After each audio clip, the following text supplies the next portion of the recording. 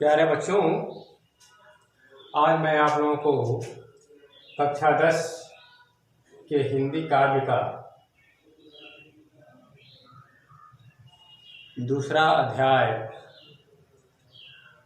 धनुष भंग का चौथा भाग पढ़ाने जा रहा हूँ, जिसमें तीसरा दोहा और चौपाई जो इस बोर्ड पर लिखा गया है,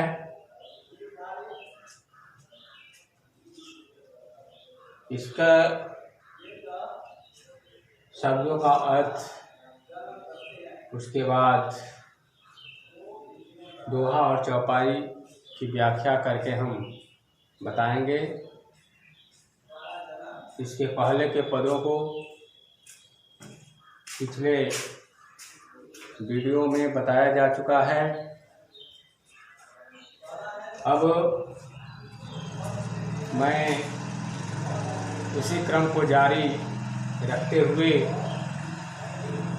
आगे के तीसरे दोहे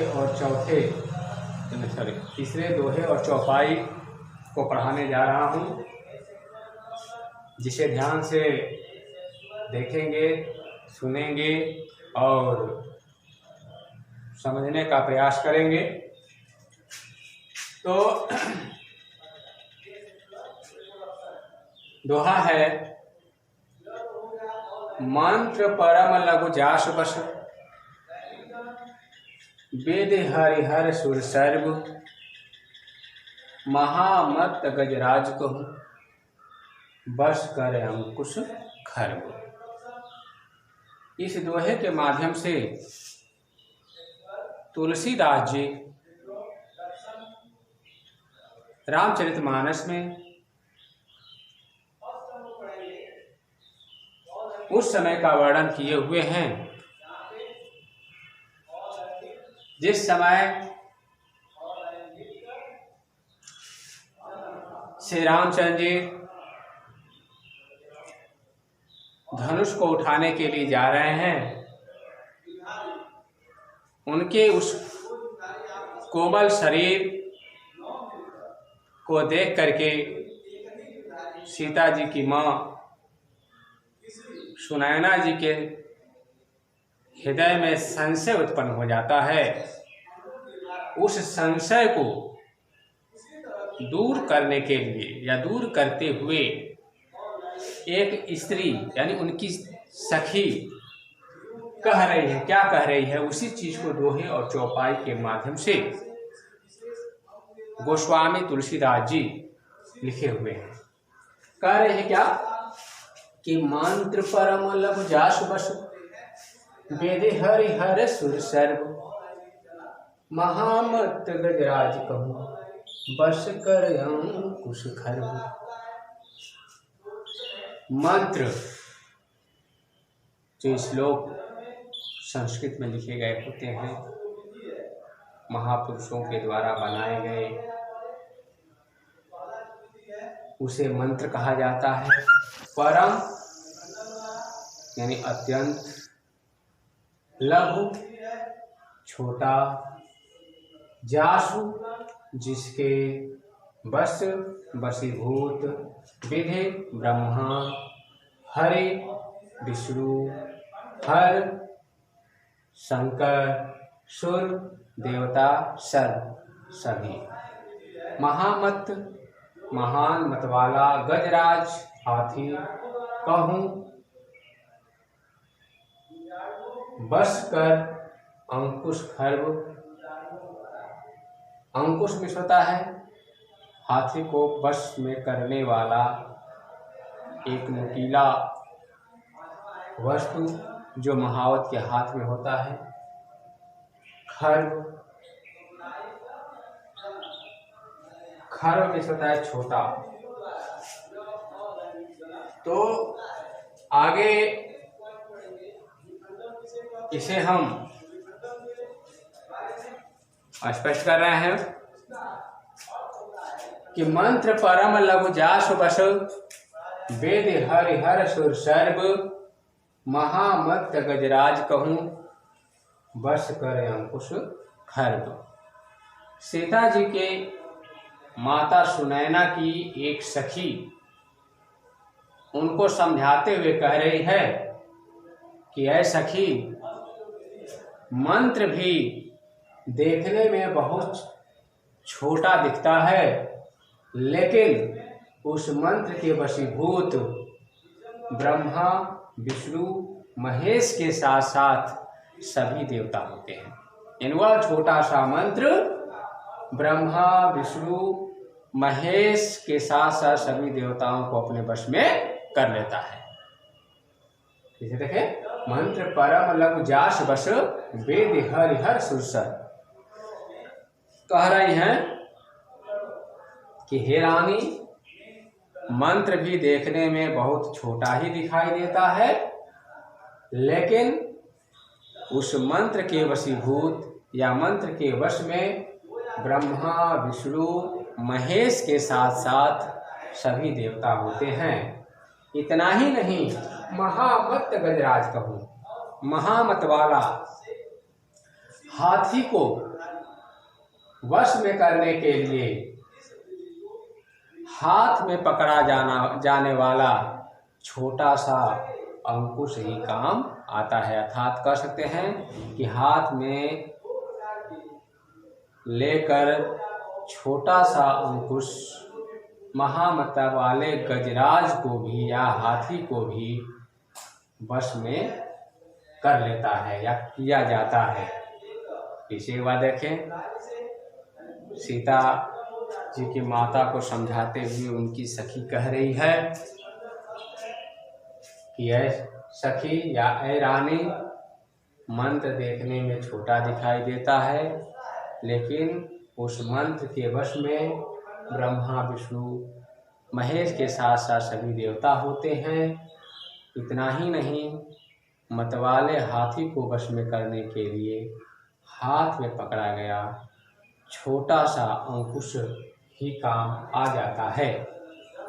क्यों भाई देखें, काम कुसुम धनुषायक लिन्हे, सकल भुवन अपने बस किन्हे, देवी तजीव संशय अस जानी, अभंजब धनुष राम सुन रानी, सखी बचन सुनि भय परतीति, मिटा विसार बढ़ी अति प्रीति, तब राम ही बिलोकि वैदेही, सबय हृदय बिनवति जहितेहि, मन ही मन मनावय कुलानी, अहो प्रसन्न महेश भवानी, करहु सफल आपन सेवकाई, अकरिहि धरहु धनुष गरुआई, गणनायक वरदायक देवा, अयाद लगे किन्हु तू सेवा, बार बार विनती सुनि मोरी, अकरहु चाप बोलतायति थोरी। देखिए, आगे इस चौपाई के माध्यम से गोस्वामी तुलसीदास जी कह रहे हैं, क्या कह रहे हैं उस चीज को इसमें लिखा गया है। काम मिस होता है कामदेव, कुसुम मिस होता है फूल, धनुष, सायक बाण, लिन्हे लेकर, सकल संपूर्ण भुवन लोक अपने बस किन्हे, अपने बस में करना। आगे वह स्त्री रानी सुनैना को समझाते हुए कह रहे हैं कि यह रानी, कामदेव ने पुष्प से निर्मित धनुष और बाण को लेकर के संपूर्ण भुवन यानी लोक को अपने वश में कर लिया है या कर लेते हैं।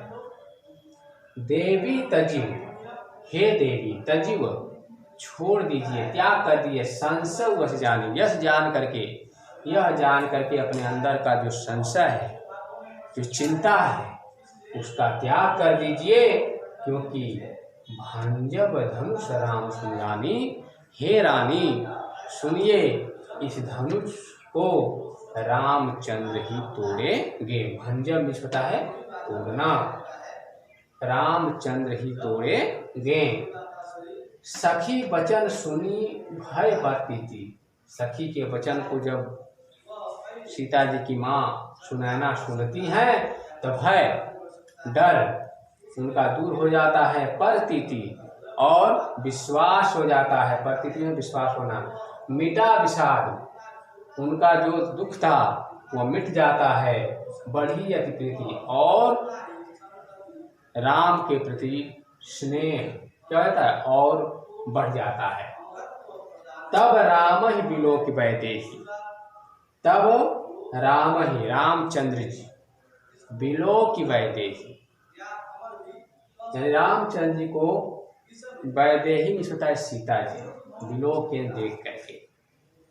तब सीता जी रामचंद्र जी को देख करके सभय डर के साथ, सभय मिलता डर के साथ, हृदय से विनवती जेते, जिस देवता की विनती करती है। विनय में होता है विनती करना, विनती करती है।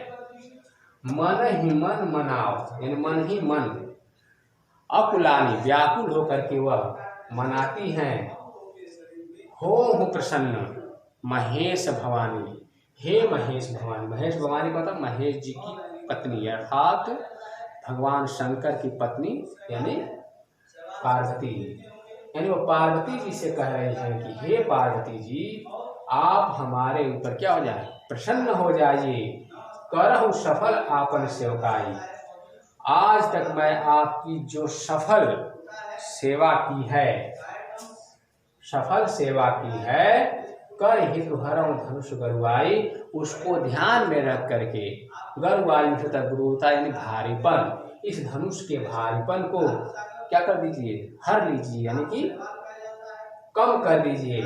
गणनायक वरदायक देवा, आगे गणपति गणेश, गणनायक यानी गणपति गणेश, वरदायक वर देने वाले देवा, हे देवता, हे वरदान देने वाले देवता गणपति गणेश, आज लगे किन्हों की सेवा। आज तक मैंने आपकी भी जो सेवा की है उसके बदले में बार बार विनती सुनी मोरी।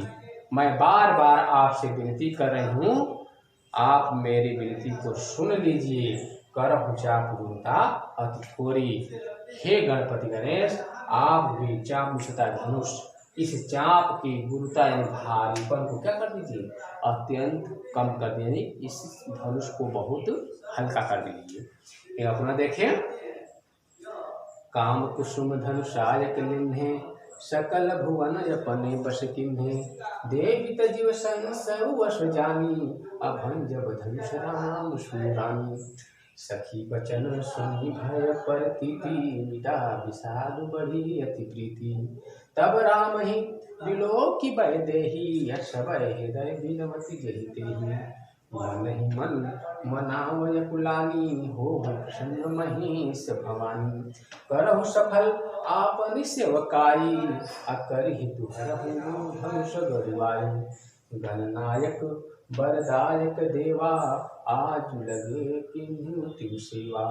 बार बार विनती सुनि मोरी, करहु चाप गुरुतायति थोरी। इस चौपाई के माध्यम से आगे गोस्वामी तुलसीदास जी लिखे हुए हैं कि सीता जी की माता सुनैना को समझाते हुए, विश्वास दिलाते हुए उनकी एक सखी कह रही है कि हे सखी, कामदेव फूलों से निर्मित धनुष और बाण को लेकर के संपूर्ण लोगों को अपने वश में कर लिया है। हे देवी या हे रानी, आप अपने अंदर के डर का त्याग कर दीजिए। यह जान करके आप अपने अंदर के डर का त्याग कर दें, क्योंकि हे रानी सुनिए, इस धनुष को प्रभु श्री राम ही तोड़ेंगे। सखी के इस प्रकार के वचन को सुनती हैं जब सुनैना जी, तो उनके अंदर का भय मिट जाता है, विश्वास हो जाता है, कष्ट दूर हो जाता है, दुख दूर हो जाता है, और राम के प्रति स्नेह और अधिक बढ़ जाता है। उसके बाद जब सीता जी प्रभु श्री राम की तरफ देखती हैं तो वह डरे हुए हृदय के साथ जिस तिस देवता की विनती करती हैं और मन ही मन व्याकुल होकर के महेश भवानी अर्थात माता पार्वती जी से कहती हैं कि हे पार्वती जी या हे माता पार्वती, आप हमारे ऊपर प्रसन्न हो जाइए। आज तक मैंने आपकी जो सफलतम सेवा की है उसके बदले में आप इस धनुष की गुरुता या भारीपन को कम कर दीजिए। आगे वह गणेश जी से कहती हैं कि हे वर देने वाले गणपति गणेश, मैं आज तक आपकी जो सेवा की थी उसके बदले में आप से मैं बार बार विनती कर रही हूँ, आप मेरी इस विनती को सुन लीजिए और सुन करके इस धनुष की ऊर्जा को कम कर दीजिए, अर्थात इस धनुष को हल्का कर दीजिए। तो ये रहा दोहा और चौपाई, जिसका अर्थ और व्याख्या करके बताया गया। काव्य सौंदर्य की बात कही जाए तो काव्य सौंदर्य में इसमें काव्य सौंदर्य है, काव्य सौंदर्य की बात करते हैं तो काव्य सौंदर्य में रस की बात कही जाए तो इसमें वात्सल्य और श्रृंगार रस है। छंद की बात कही जाए तो छंद में दोहा और चौपाई है। अलंकार की बात कही जाए तो यह अनुप्रास है।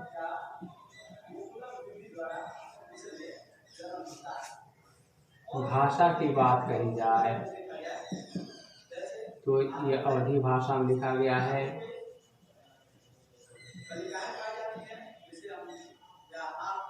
अवधी भाषा, उसके बाद अवधी भाषा हो गया। शैली की बात कही जाए वर्णनात्मक शैली है।